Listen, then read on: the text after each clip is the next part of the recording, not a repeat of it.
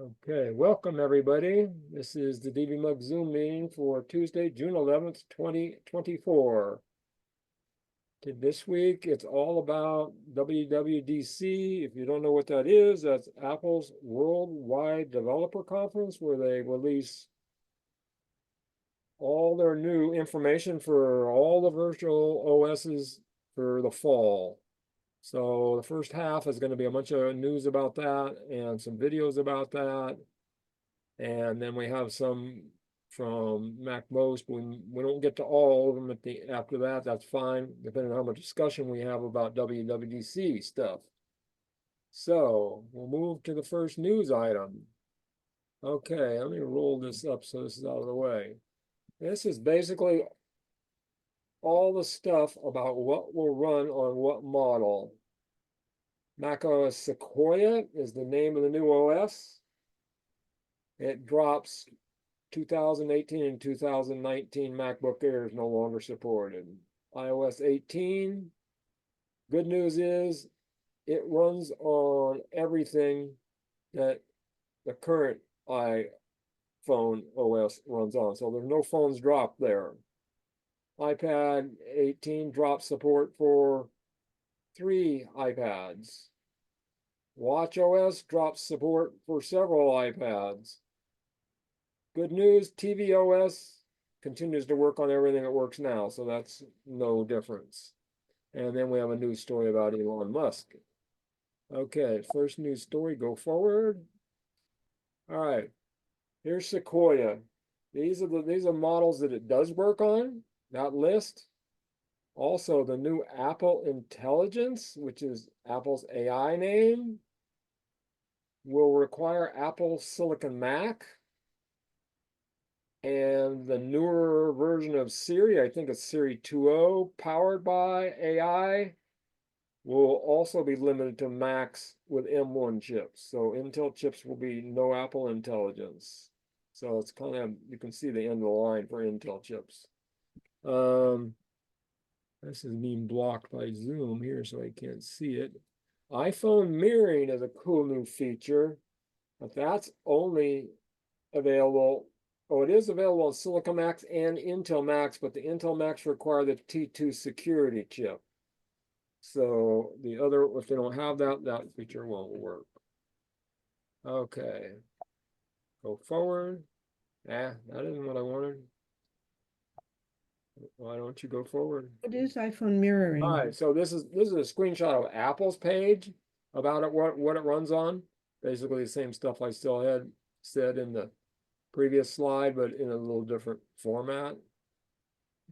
This is iOS 18, all the phones it does run on, same stuff, only that's the full list.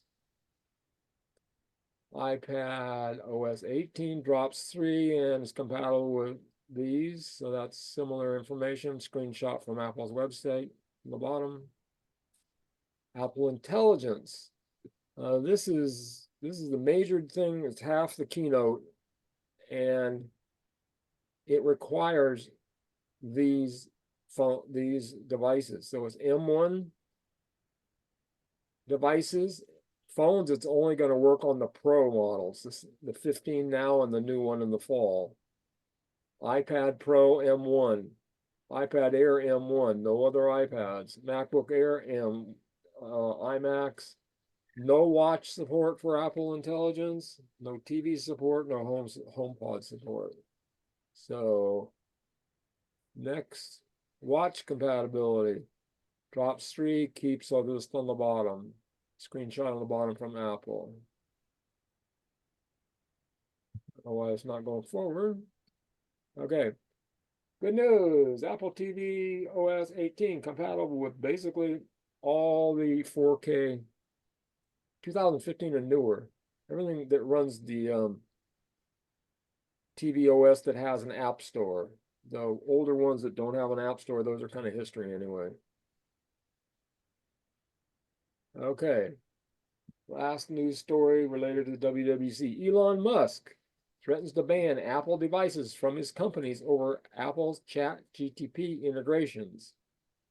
It says they're banned from his companies, Tesla, SpaceX, and I presume Twitter. Oh, X. X is Twitter. Or put them in a Faraday cage if you bring them to work. So that was a story. He's in a hissy fit about OpenAI. He started that company and founded it with seed money, and then it was supposed to be in his vision of how it would be for the public good, and then he isn't in there anymore, and he doesn't like the way it's going because they're licensing it Microsoft and not Apple. So any videos are next? Any comments about so far about the compatibility and what was listed? What is iPhone mirroring? iPhone mirroring is a new feature that lets you bring up your iPhone on your Mac and completely control it. And the iPhone does not, the screen doesn't stay, it stays locked. Nobody can see it. It can be in your purse or in the other room, and you can do whatever you want on it and drag and drop stuff to it, copy and paste from it. It's a very cool feature. Oh, great.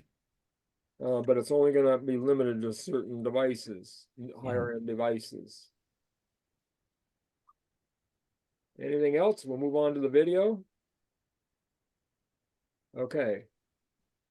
I'll have to pause the recording now because the next 4 videos are from Apple, and these are we can't record them and put it on YouTube because we're going to take down. So I will try to find the pause. There's the pause recording. Okay, here we go.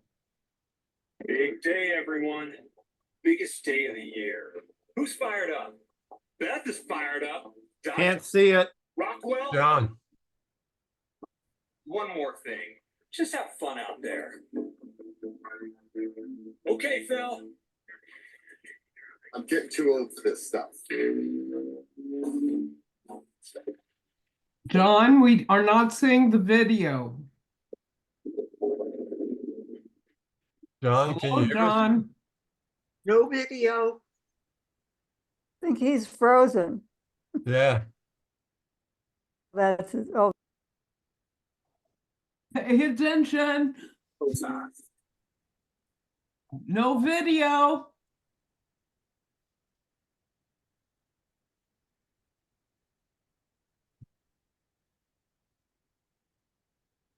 Just what the hell? Okay, stand by.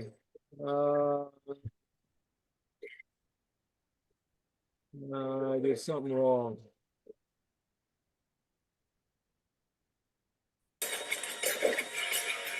Stop this. I'm gonna go back. I pushed the wrong button. I paused my screen share instead of pause the recording. So that was unfortunate.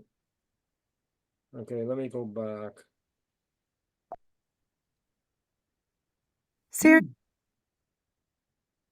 Okay. So that's pause screen share. Where's pause recording? It really doesn't work for one computer. I need 2 computers. Okay. Pause recording. There we go. So this is a one I just got this morning. This is a 9-minute roundup of the hour and 45-minute keynote of everything that they announced. There we go. The keynote for not only iOS.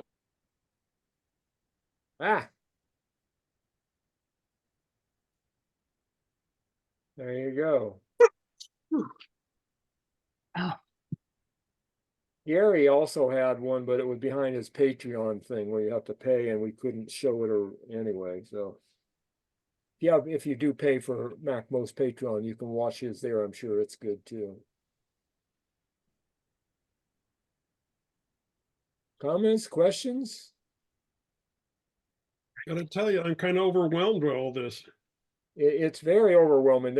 I started looking at the news stuff, and there is so much stuff I couldn't even decide. I've already got a whole bunch of stuff in here, but Apple's website, I think, is a good place to start. If you go there and just click on preview for Sonoma or iOS 18, they have the full laundry list with screenshots of all the features, and it's massive. You know, Rick asked about cursive. So far I have not seen anybody do cursive over there. I That's- see that they weren't doing cursive. They were doing handwritten Yeah, lettering. printing and And it's correcting it. interesting it didn't turn it into text. It turned it into slightly neater Yes, printing. but it still knows how to spell check it, and it can. I think they showed quite a bit of that in the keynote about the things it can do. It learns your handwriting, and then you can continue to. I think you can turn your regular typing into that handwriting. It changes it into your Right. personal font or something. I thought the full iPhone control from your Mac is pretty interesting, but I think that's very cool. but I can't understand exactly why you would want to write on your iPhone from your Mac because you just write on your Mac and the same apps that you're using on the iPhone. Well, there's some apps that are only available on the iPhone that don't have equivalents on the Mac. Okay. And you want to access them and do something and type on the Mac keyboard, or there's lots of things you could be great for this meeting. So you just want to bring up your iPhone and show everything else, you would just do it, you know. I remember listening to it. They said it applies to third-party apps also somehow. Something that Well, there are third-party apps that you can also connect your iPhone, like this meeting, you can plug your iPhone in with a cable and then tell Zoom to connect and show your iPhone screen too. But right. it's just an app. It looked like it was on the dock, and you just click on your iPhone, boom, it comes up. It's in the other room. It's in your purse. It's locked. The screen is locked. Nobody can see what you're doing. You can have access, do whatever you want. So the thing is that if I was presenting and I wanted to show my iPhone on, share my iPhone on the screen, I wouldn't have to connect it via cable. Is that correct? Well, now, yeah, you connect it with a cable, and then Zoom says, in Zoom you can Oh, say no. show my. You can share your iPhone screen in Zoom or your iPad screen in Zoom. Oh, okay. So I wouldn't be able to do it without connecting it. No, of course you can. It's wireless. Oh, you can do it Could be wirelessly too. 3 rooms away. Yeah, you can do As it long as it's on the wirelessly. same Wi-Fi network. But Okay. when you're sharing that, you'd go over to your iPhone or your iPad and you'd tap on there and it would show up on your Mac. This is actually controlling your iPhone from your Mac screen with your mouse. One of the things that they did is they're going to completely damage 1Password and LastPass. Oh, yeah. Those apps all are the rest history. of the password commercial people. Yes, What they standalone. call that, Sherlocking them, or I think Standalone password app. So what does that mean? Does it replace Keychain? No. So what they've done, Keychain has always been there. And then they made passwords saved in Safari, saved in Keychain, and in Safari preferences, you could see those Safari saved passwords, not your whole keychain. And then they in Sonoma, or I think in Ventura, they moved that passwords. I think it's still in Safari preferences, but there's a password settings in the system settings where you can see them. Well, now they moved it out of there into a standalone app on the phone and the Mac. And for the and first it's going time, to handle passkeys as well. everything. And it's also for the first time be available in iCloud through your web browser. You'll be able to see your passwords. So even on a Windows computer, you could see them. Can do that now in iCloud.com. You can see your but passwords? this is going to be much more sophisticated, much closer to what 1Password and some of the commercial password managers are doing. Right. You can currently see your passwords in iCloud on the web? Yeah. Really? I Yeah. didn't know You just could do go to your that. passwords and settings, and you can see your passwords. On the in web? the iCloud webpage. I didn't think you could. I didn't think you could I do have it. You never do it tried though, huh? Okay. I don't see where that would be. I'm looking at my iCloud page right now. You don't have to go to the cloud, just go to settings. Oh, no, but that's, No, what I'm saying is it is going to be available in the cloud, and it's not now. But it Oh, does synchronize now through the cloud. Right, Yes. but you can't visualize it. You can't go to anybody's web browser in the world and go to your No. iCloud and see your password No. right now. But you will be able to. okay. which may or may not create security issues. Because the problem for me with the keychain now for passwords is my device password is simpler, so it's easier to type than my 1Password password, which is my master password is much longer, but I wouldn't want to have to type that every time into my Mac. So All you have to use is your face or your thumbprint. well, but on a Mac that doesn't have a FaceTime camera, you can't do that. So that's on your Mac, but if you're when it goes to the cloud to sync in iCloud Drive, when you go to the iCloud on the web, it uses your Apple ID password, which is more secure, longer than your computer password, but you absolutely now should have two-factor turned on. So when you go to the cloud, try to go in, it sends a code to your phone, two-factor, just like your bank. If you don't doing that, you're asking for trouble. Yep. You absolutely need to do that. I use two-factor with iCloud.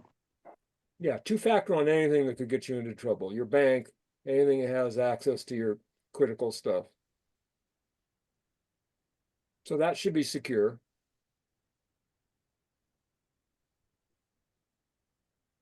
So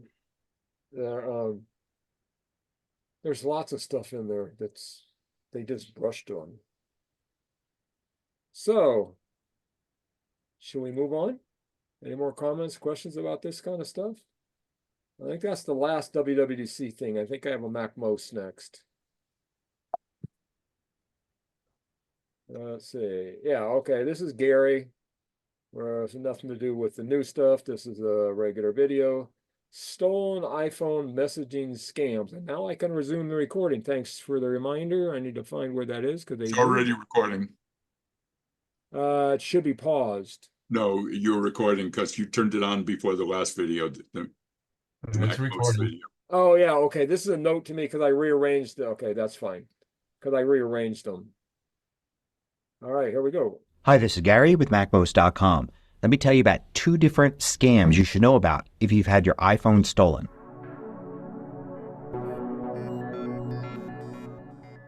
MacMost is brought to you thanks to a great group of more than 2,000 supporters. Go to MacMost.com/Patreon. There you could read more about it, join us, and get exclusive content and course discounts. Now, if you've had your iPhone stolen, you may think that's the end of it. It's gone. But since there are security features on your iPhone, a thief can't really get anything for your iPhone. It's locked to you, so they can't really resell it for anybody else to use. That is, unless they can trick you using social engineering to release your iPhone and let them do with it what they want. So there are 2 main scams that they use to try to trick you. And of course, there are lots of variations on each of these. The first one is to try to convince you to release your iPhone from Find My iPhone and let them take it over so they can erase it and prepare it for resale. Then they can make a lot more money off of it instead of just reselling it for parts. The second is by tricking you into giving them your Apple ID password so they can get into your Apple account and they can release the iPhone and then perhaps even do more damage since now they're in your Apple account. So here's how the first scam works. You lose your iPhone and several days or even weeks later, you get a text message from somebody saying that they have your stolen iPhone. They can claim either to be the thief, someone that bought it from the thief, or someone that bought it thinking it was a used iPhone and now they find they can't use it. They'll often say that they can actually see all of your data. They can read your emails, they can see your contacts, get into your bank accounts and all of that. And that they don't want to do that. So they want to help you to erase the iPhone so that your data isn't available to them or the person that they resell the phone to. This is, of course, a lie. They don't have any access to your information. They don't know your passcode. There's no way for them to decrypt the information and to get into that. Sometimes they'll even try to convince you by trying to find public information about you. For instance, they can take your name or phone number and look up your friends on social media and make it seem like they have your contacts. They'll do things like that to try to convince you that they're in your iPhone when in fact they're not. They'll even tell you that they try to erase the iPhone, but your data keeps coming back. And what you need to do is to release the iPhone, to remove it from your account so they can completely erase it and protect your information. So nice of them to be thinking of you. But in fact, the scam here is they don't have any access to your information and they don't care about that. They just want you to go in and release the iPhone so they can take control of it. For instance, if I go to iCloud.com here and I click on the apps, I'll see that one of the apps is Find My. I can go into that and I can select my iPhone. And then here is where I could mark it as lost, and hopefully you've already done that. And also you can erase this device and remove this device. This is what they want you to do. They want you to click this Remove This Device button. This will take that iPhone off of your Apple ID and allow them to reset it and resell it at a decent price. So if you ever get a message from anybody telling you they have your iPhone, do not fall for it and use Remove This Device. It's perfectly okay, and you should have already marked it as lost when you first lost it. And after a couple days, when you're sure you weren't going to find it anywhere, and especially now if you're being scammed, you should definitely use Erase This Device, which will completely erase the phone but leave it locked to your account. But never use Remove This Device. This is handing the iPhone to the scammer, and now they can profit from it, and it will encourage them to keep doing this to other people. Here's what some of these scams actually look like. I found these two examples at the discussions.apple.com site. So you can see one where it says they bought your lost iPhone, that they have access to the information, which they do not, and that the iPhone is going to go to people who may want to steal this information, but they want to help you out. And you can see here at the bottom, they're asking you to use that remove button to remove it, and then they can reset it. But in truth, they can't get access to your information now, and just using the erase button will actually get rid of all that information, although they can't even access the information before you hit that erase. Here's another example saying basically the same thing. You could see a lot of these follow a script, although they vary a lot. They'll claim that you tried to erase the phone, but it didn't work, and they still see your information. And that's not true. If you erased it, it's erased. And here you can see they're asking to use that remove button again, even giving you a step-by-step on how to do it. Sometimes the scripts that the scammers use escalate really quickly. They will tell you, for instance, that they bought the iPhone with their last dollar and it's for their daughter who is sick with cancer and just wished to have an iPhone and is now crying because they can't use it, and please release it and all of that. It's all fake. Other times they'll escalate into threats. There are even reports of people getting pictures of weapons and threats against them and their family. In truth, this is just a scammer sending the same messages with the same script to hundreds or thousands of people, and it's probably on the other side of the planet.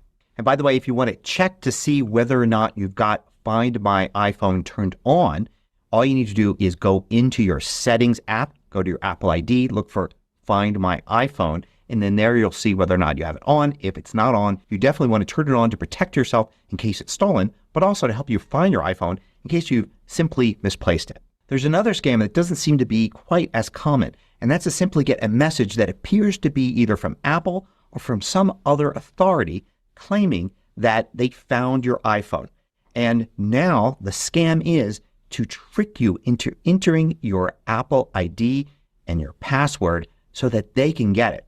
And this is done using a fairly simple phishing attack. For instance, you might get a message like this, that your iPhone has been found, and simply click this link. If you look at the URL there, you'll see it really has nothing to do with Apple. Here's another example claiming to be from Apple support and just wanting you to click this link so that you'll go to a site which you can see is not really Apple at all. And then the idea is you get to that site and it may look like a login for your Apple ID. So you enter your Apple ID email address, you enter your password, and now they have your password.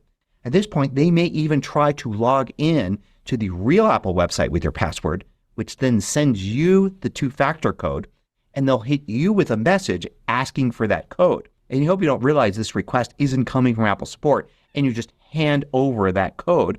And now they have into your Apple ID. They can now go in and remove that device from your Apple ID account.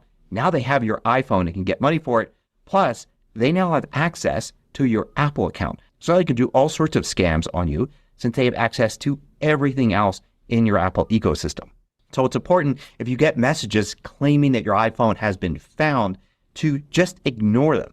Ignore all these messages. Never engage a scammer. They'll message you over and over again with either one of these scams. You just need to keep ignoring them. That's the way to make sure they go away the fastest, even though they may continue to do this for days or weeks. Engaging with them in any way, even telling them that you know it's a scam, is just going to encourage them to get more threatening and keep going, hoping that they can scare you. Unfortunately, there's not much that can be done to completely stop these kinds of scams. You can certainly block a number so you don't get a message, but they can simply use another number to continue the scam. So you have to kind of fortify yourself, block each number as it comes in, and keep ignoring them until eventually they stop. Without you removing the iPhone from your account, all they can do with the iPhone is to disassemble it, take some of the parts like the screen or the cameras, and resell those as parts for repair shops. They'll make very little money doing it that way. And of course, once they do that, they'll stop bothering you because they no longer need the phone removed from your account. And I know people are going to ask whether or not you should contact the police about this.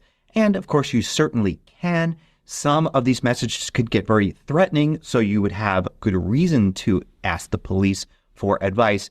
But in reality, there's probably not much your local police can do since the scammer is almost certainly in another country. So I hope you found this useful. Staying aware of these scams is the best way to stay safe. Thanks for watching. So I did. Hi, I'm Jose Monkey, and I find people who ask to be found. As you guys know, I often will use... Somebody's John, I have a little talking. I question. need to make Kenji hold on, let me make Kenji participant. I'm sorry, somebody was trying to ask her question. Yeah, Yeah, John, go I was ahead. gonna- I'm trying to go ahead. I was going to ask a question on Gary's phone when he went to find my phone, and I look at my phone. There is one thing that he had toggled off, which was send last location. I have that toggled on. Do you have Yes. anything? What's best? Yes, that's good. You want it Okay. on. Okay, good. That's all. Thank you. You want it on because what it does is as the battery is going dead, like you say you left your phone somewhere and it's on and the battery is running down, before it shuts down, it'll send you where it was just before it shut down to give you some clue where it ended up. Okay, thanks. Or where it ended up when it ran out of power.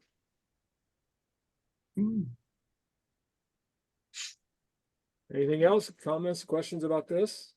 I'm trying to figure out, so how would they get your locked phone? How would they have any clue about anything? How would they know your phone number? How would they know how would they know any information to contact you? I don't know. It's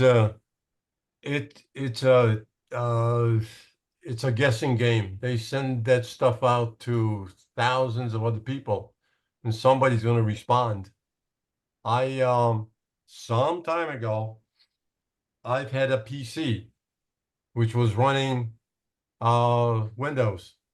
I got rid of it 10 years ago, and then all of a sudden I started getting phone calls from the country saying, threatening, and money I owe, this kind of stuff, because I have this PC and that kind of stuff. They just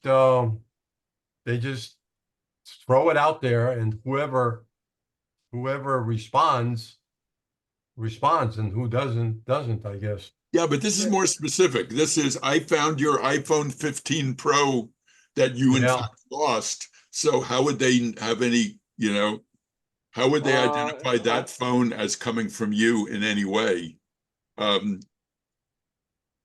it's not random. I mean, if I got a message that they found my iPhone 15 Pro and I didn't have an iPhone, I hadn't lost an iPhone 15 Pro, you know, so this is more targeted somehow. Well, when you no, turn on the send- phone and it's locked, there's a little thing at the bottom left that says medical or emergency. Yeah. And if you filled any of that stuff out, which I Oh. did, and it saved my life a week ago, they know who you are. They may not have your phone number, but they can probably find you through a Zaba search. And that's when it begins. But all they have to do is touch that red emergency, and up comes whatever data you've pumped in there. I suppose they could also take, if it's got a SIM card, I suppose they could take the SIM card out, put it in another phone, and find out the phone number of the SIM card. Or it may not Most of the say new what phones model don't of have phone. They SIMs could send anymore. out hundreds of thousands of random spam messages that says, I found your iPhone, and not even specify anything else. And if you, Nope. the people who have lost theirs might think that it's legit Yep. and Yep. start the conversation. Yep. All it takes is one. They throw out lots of hooks. All they need is one. Anything else? Next video? I had no Yeah, idea how they got a hold of my name and my phone number. And know I know how I didn't even, when I got rid of the PC, I didn't even leave a hard drive in there. So You I didn't have leave a no hard idea. drive inside of it? No, Really? It's I probably don't your know. cousin. Somehow they got a hold of the serial number or something Yeah, and they looked traced up it the back. serial number and the registration on the web for Yeah, the that's the manufacturer only and thing I found could out think who it was of. registered to. That's the only thing I could think of. Go ahead, Jennifer. Data Jennifer. breach. Jennifer, Am I okay? Can you hear me? Yes. yeah, Where do I get the last location option? It's in Find My, in settings, Yeah. Apple Settings? ID, Okay, iCloud. Actually, Find My is right at the top of your Apple ID now, I think. okay, thank you. Actually, I'm looking at Find My on my phone, and I don't see the It and used I to be don't further down and you had to show more I and we see down at the it. bottom. Okay, I found it. It says my location, this device. Yeah. Yeah, but that doesn't. No, not in the Find My app. In Oh, settings. I'm on settings, Yeah. Then your name, which is your Apple ID, right? then iCloud Right. should be in there. I don't see it. No, This it's coupled down from iCloud. If you Yeah. go to settings, your Apple ID at the top, and then the second batch is Find My. Then you tap on Find My, and then the third option is On older phones, you have to do show more or get the whole list, and it's down at the bottom. So the newer ones, they moved it up to the top. Show all. She found it. This is a new phone. It's not old. Yeah. More visible on the newer mine's phone. old. I don't on the phone. I don't see it. I see on Find My. I have a choice of Find My phone, and the choice is, oh, if I click, it says on, but if I click on that, even though it's on, that's where it says send last location, Find My network, Find My. Right. It's buried. Okay, thank you. So I wonder what Find My network is. Participating in the Find My I don't know. network. I'm just gonna stay safe. That's all. I don't know. Participating in the Find My network lets you locate this iPhone even when it's offline, in power reserve mode, and after power off. That's interesting. How would it do that? all that sounded above my pay grade. I found it. I found it. I found it. Send last location. Yeah. The Yeah, I third got one it. down. Yeah, I found it. Thank goodness. Oh gosh. Okay, bye. Okay. Next video. Searching text on our webpage. This is from Gary. There we go. Hi, this is Gary with MacPost.com. Let me show you how to search for text on a web page. MacMost is brought to you thanks to a great group of more than 2,000 supporters. Go to macmost.com/Patreon. There you could read more about it, join us, and get exclusive content and course discounts. Now let's say you're searching the web for some information and you find the perfect web page. It seems to have what you want, but the page is huge and you need to quickly find the information you want in all that text. Well, in addition to searching for pages on the web, you could also use a browser like Safari to search for text on the web page. So for instance, here I am on a Wikipedia web page. And let's say instead of having to read all of this, I want to quickly be able to find the information I want. So to find a search feature, it may be confusing as to which item to go to. You may think it's under View, for instance, but actually it's under Edit. Under Edit, you'll find Find. And here the first item is to do a search with your default search engine. But under that, there are various options to help you find text on the page. We're going to use the first one here, Find. And all this does is bring up an extra toolbar at the top.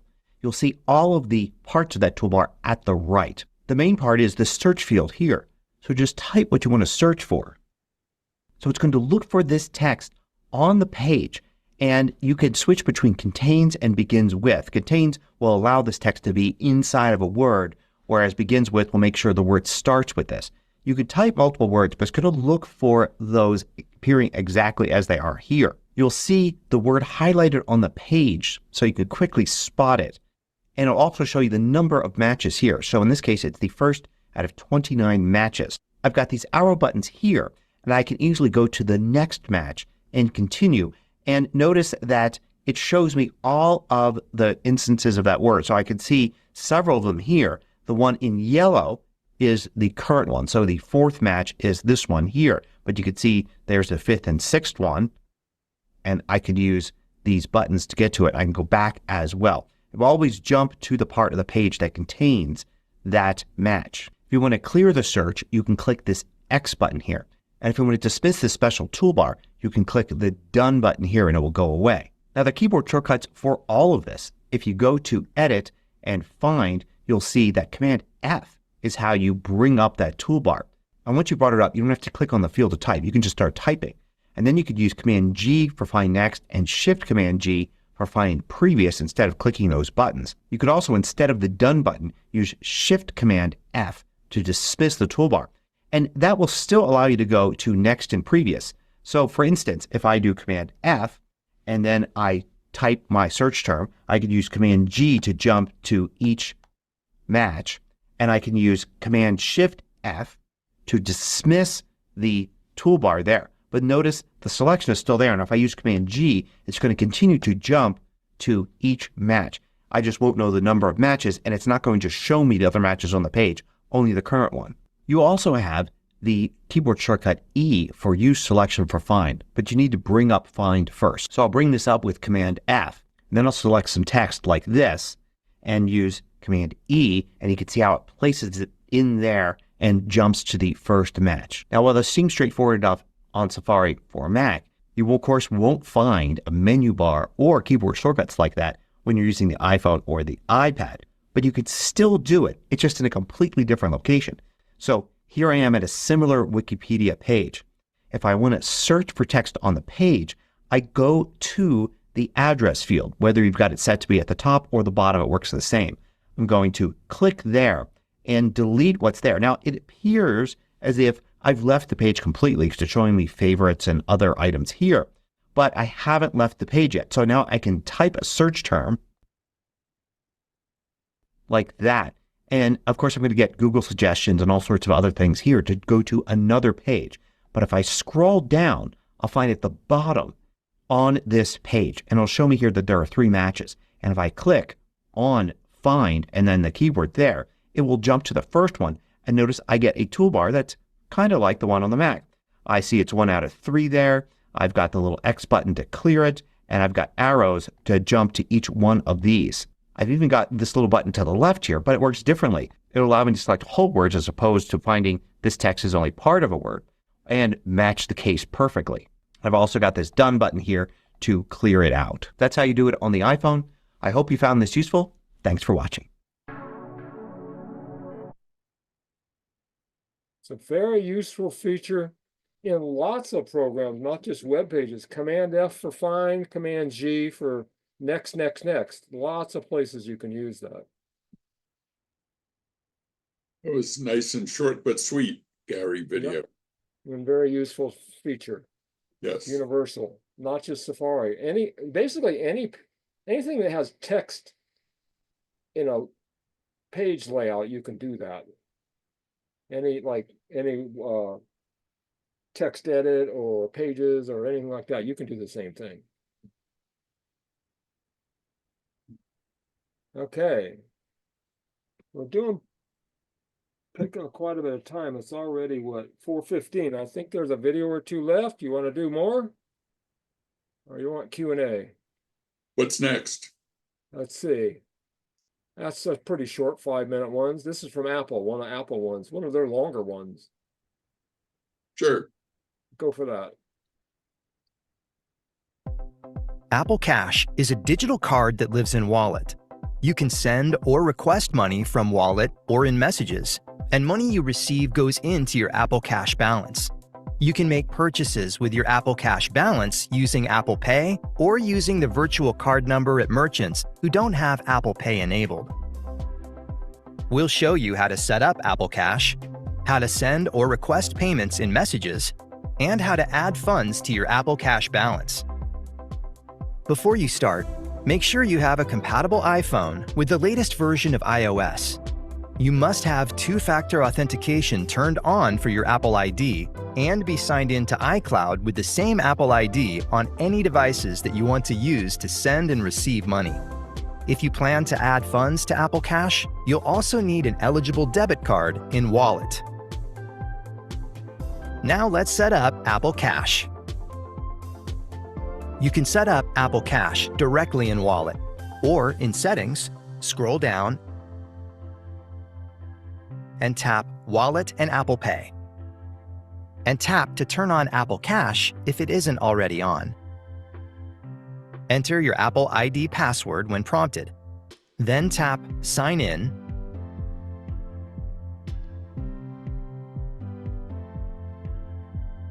Tap Continue and authenticate with Face ID, Touch ID, or your passcode to set up Apple Cash. If this is your first time setting up Apple Cash, you'll be asked to review and accept the terms and conditions in order to continue. If you agree, tap Agree to confirm. Once the process is complete, tap Continue and tap Add Card. Here, you can tap Debit or Credit Card and follow the prompts if you want to add an eligible debit card to be able to add funds, if you don't already have one in Wallet. Now you're ready to go. You can use Apple Cash to send money or to request a payment from people you know right in Messages. In a Messages conversation, tap the plus button to the left of the text field, which is called the Apps button if you're using VoiceOver to navigate your screen. And then tap Apple Cash. Tap Show Keypad and enter an amount. You can request or send a one-time payment, or if you'd like, you can tap Send Recurring Payment to set up a repeating payment to the recipient, including a start date and frequency. Tap Request or Send when you're ready, and add a comment if you'd like, which you could use as a reminder for what the payment or request is for.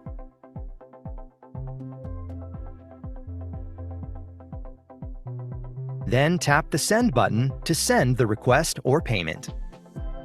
If you're sending funds, you'll be asked to authenticate with Face ID, Touch ID, or a passcode to confirm your payment. You can send money directly from a debit card in Wallet or your Apple Cash balance. If you want to make purchases with Apple Cash, you can add funds in Wallet from your debit or eligible prepaid cards that you use with Apple Pay. In Wallet, tap your Apple Cash card.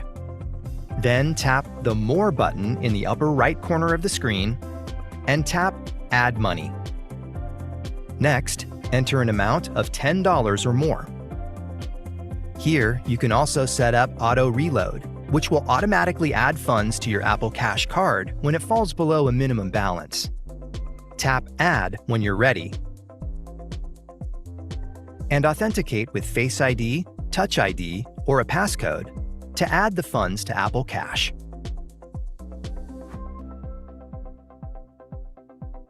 And that's how to set up Apple Cash so you can use it to make payments, request money, and more. For more information on how to use your iPhone, subscribe to the Apple Support YouTube channel or click another video to keep watching. There you go. So does anybody use Apple Cash here? No, but I should.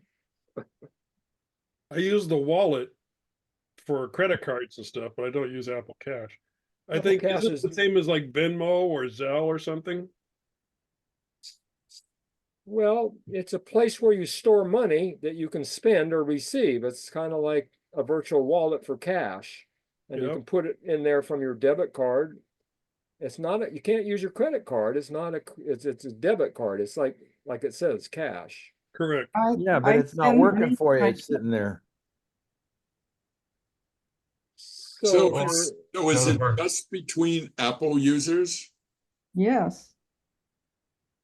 I No, sent yesterday it said that it would work with something I never heard of, Cash Buzz or something like that. And didn't they mention Venmo? No, it's Apple Cash. It's different. It's just, yeah, you know, Yes, you can't but do it that for it is Venmo. It's just a compatible different with thing. them. it's Apple to Apple. You can Can I spend it in use the my store. You Apple could be account balance? at the grocery store that has Apple Pay, and you have money in your Apple Cash account because you put it in there from your debit card, or you entered your debit card into Apple Cash, and when you tap your phone, it would take the money from your debit card and give the store the money. That's right. Or a credit card. Yeah. No, and you cannot use a credit card with Apple Cash. Yes, you can, and I do every Yeah. day. No, that's your American wallet. Express No, has that's Apple two different Pay. things. Your wallet Apple is not Pay. Apple Cash. There's two different things. Yeah, no, not Apple Cash. I don't No. use He specifically said debit card. Apple Cash is money. It's real money, like a debit card. When you pay for something with a debit card, it comes out directly out of your bank account. It's not, they don't send you a bill that you pay later. Now, So- John, you know you get cash all the time because when you use your Apple card, you get that 2%. And so you generate cash in So your it goes cash. into your cash account, and then you can spend it wherever you want, or yeah. So it works really well. But why wouldn't you want to, if you're using your Apple card, why wouldn't you want to just get it daily credited to your Apple card? No, because then you have it in your account you get 5%, you put it, anyway, you get all this money and you just save it. And you get extra interest on it. Is Apple Cash pays interest? Yes, you put all the Apple Cash you get from using your Apple card and it goes into an investment fund. They just started that last year. Oh, but that's separate from Apple Cash. Yeah, that's savings. Yeah, that's a separate thing. It starts with Apple. You get the it goes from when you use your Apple card, you get that money every time you use your card, 2%, 3%, and it goes into cash. That But you can- cash go into your bank. But you can move that into Apple Savings is a separate thing, and you can I move the money back automatically and have it. forth. I automatically have it go to that. Right. Question. Yeah. I have an Apple account balance, which I get from Apple gift cards. Is there a way to relate that balance to Apple Cash? I don't know about that. Probably So the not, Apple- because it's not cash. It's it's credit. No. It goes Well, against just- anything you can buy. Those gift cards can be redeemed for anything you can buy at Apple. In the store, iTunes, rent videos, buy products on the Apple website, but it's not, you can't spend it on anything else. And you can't convert it into savings or cash. Separate Darn. system.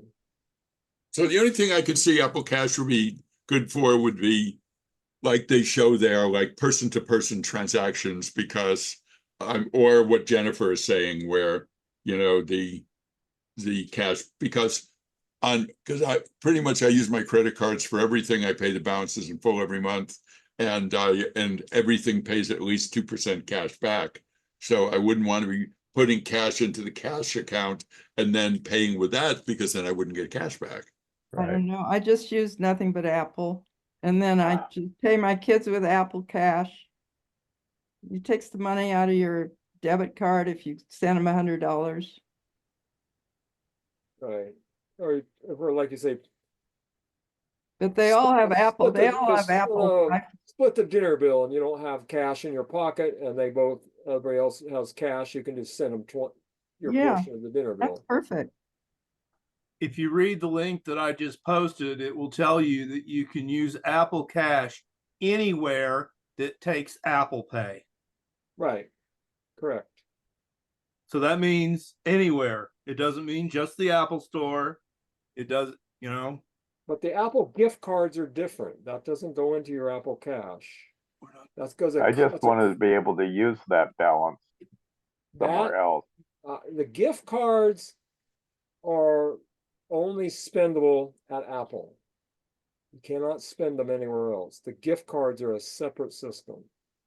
But can you use that for say paying your monthly fees, like Apple Pay or anything that you pay money to Apple for, you can use the gift card. Yeah, like for your Apple TV subscription.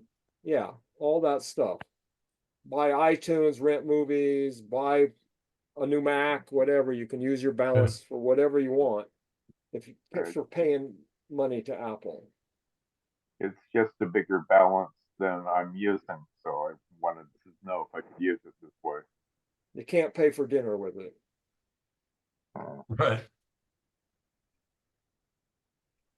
Okay. How are we doing? It's 4:30. You want to go to Q&A and I got more videos, but we've used a lot of time already. Q&A. Let's see what's up next. That's 8 minutes. Let's end the recording and go to general Q&A. Let me find it. More. That's where I do it. Okay, everybody on YouTube, DVMUG members can watch the Q&A and the social hour. The link will be available on the DVMUG BBS. Okay, we will now stop the recording. Bye-bye.